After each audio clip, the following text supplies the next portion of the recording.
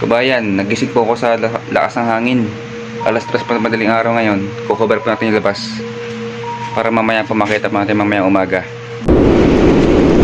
Kabayan, kung inyo po narinig yung lakas po ng hangin sa bubong, sa itaas po kabayan, grabe po yan.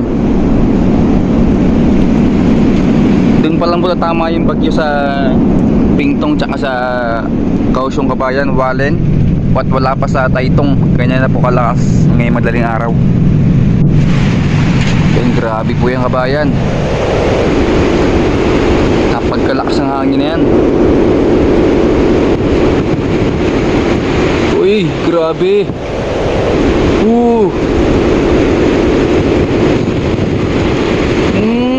Grabe oh. Ayoy. Ayan sinasabi ko, grabe yung lakas ng hangin.